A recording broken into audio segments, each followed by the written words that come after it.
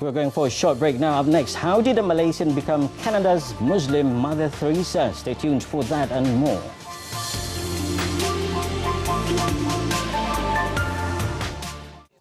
Welcome back. Dubbed Canada's Muslim Mother Teresa, 70-year-old Sabariah Hussein has been offering free meals to hundreds of homeless and needy people on a daily basis, maintaining a tradition she has preserved for a long time. Her story went viral last year after a video documenting her contributions was published by Zinc. Better known as Sister Sabria in Canada, she first moved to Montreal, Canada 30 years ago after completing international cuisine courses in Kuala Lumpur. As a devout Muslim, she is heavily involved in the act of charity giving for the Muslim community, cooking thousands of meals for mosques all over the city, and even works closely with 2 local churches to help cook for the needy regardless of race, religion or sex. She also runs a women's homeless shelter called Our Second Home. But the best part is that she doesn't earn a single cent from any of these and helps everyone she can out of the goodness of her heart. And tonight we are so lucky to have with us in the studio now Sister Sabria herself. Assalamualaikum, welcome to 7 Edition. Thanks for dropping by. Okay. So shall I welcome home, welcome back? Thank you. Because you've been living in Canada for at least 30 years. That's yes. Quite a long time. How long are you back here in Malaysia? May I ask? You mean for this period of time? I should be staying here for another 3 months, inshallah. Do you have like specific plans for the return trip here back to Malaysia? Yes, I do, because the whole idea is to open up orphanages for the Rohingya orphans and also possibly the Malaysian children too, inshallah, the orphans, I mean. All right. The kind of thing, I'm sure, has also inspired many people around the world. Your story has gone viral as well last year, so we can see how big of an impact it has. What inspired you in the first place to start this act of kindness? I think it is nothing new to me, because I grew up in that environment, because I have my dad and my mom who's always been ever so generous with people. And with orphans, those days, and I get used to having, a big extended family.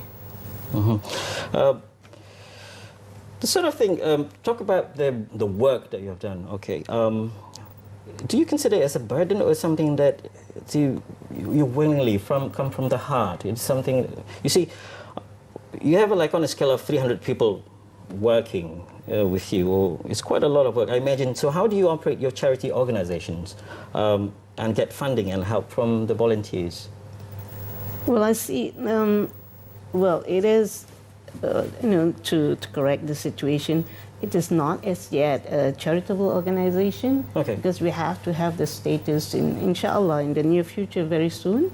And it has to be registered first. And it's registered under Sister Sabria Foundation. And, well, as judging your question, I'm sorry, I can't possibly remember what exactly your question is.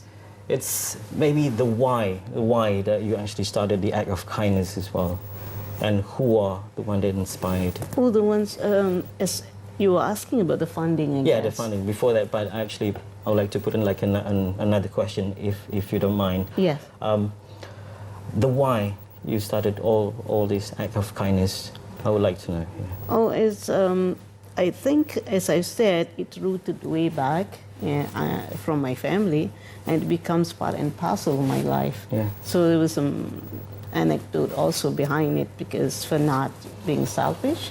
I mean, there was story like having to share so many meals and with so many, my siblings and my extended.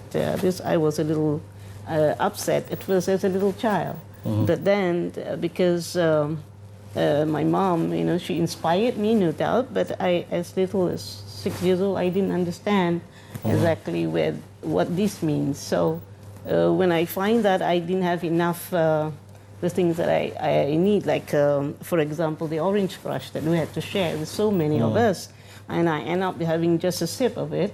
So I used to tell my mom when I grew up, when I grow up and get married, I'm going to buy a big orange crush. So my mom she gave me the money and she said, now go there and try to drink for yourself, don't bring it home.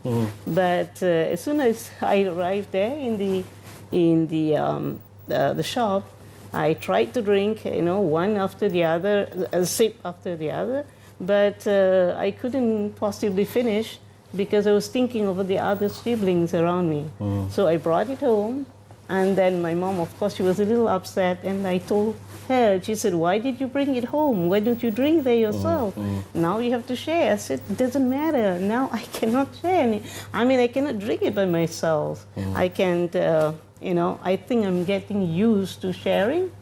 And so my mom, she was very, very happy, and she hugged me and said that, inshallah, you will be a barakah child. When you grow up, you will be a good person. And then she said, with that, I think she said that the best part of the life is caring and sharing. Yeah, and that's what the motto is all about.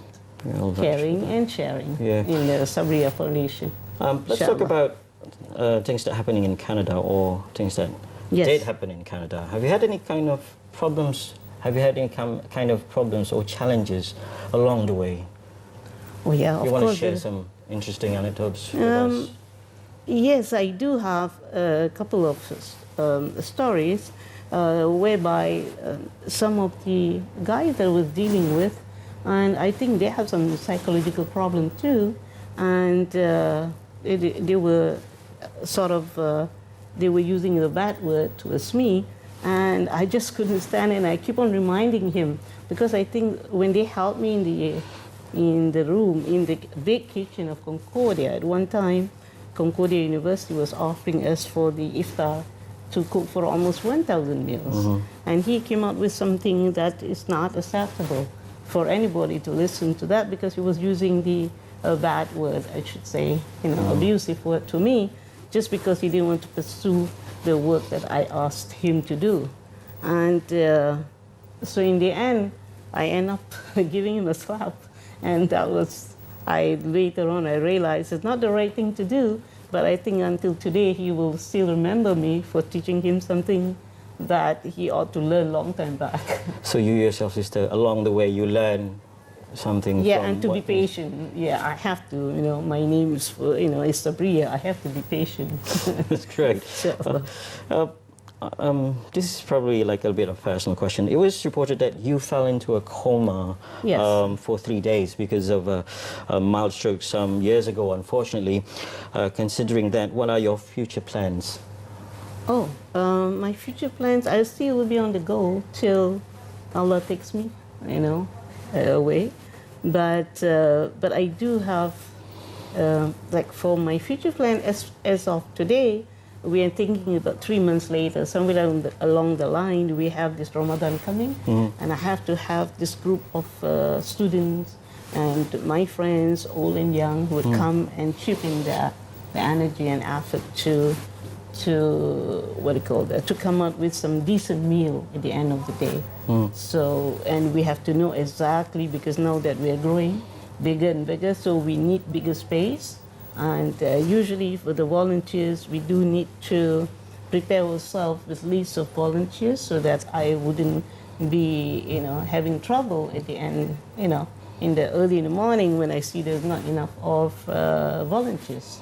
So alhamdulillah, so we manage somehow. You do also talks and seminars. So are you planning to do seminars and Yeah, in Kuala Lumpur or maybe in Malaysia? Yeah, in Kuala Lumpur. As of today, we have on the 6th of, is it on the 6th?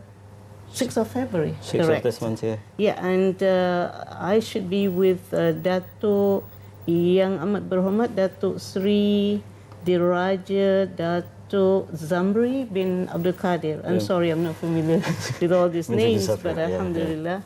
I think he's the Menteri Besar of Perak. We should be giving the talks, and I think that will start with at 9:30. In the upcoming event will be at UPM, University Putra, am I correct? University Putra, Malaysia. Yes. And it will be at Philip Kotler Hall, Faculty of Economics. But you mind like sharing more about the second home the one that you did?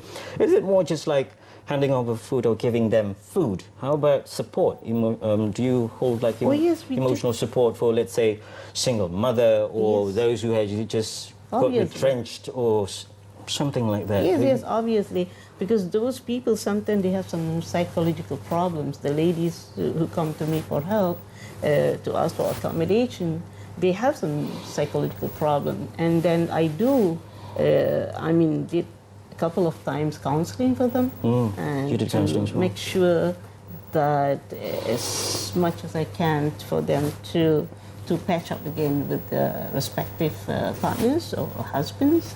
And sometimes we have children, have problem also, but more so of having the impact of their lives in the near future, inshallah.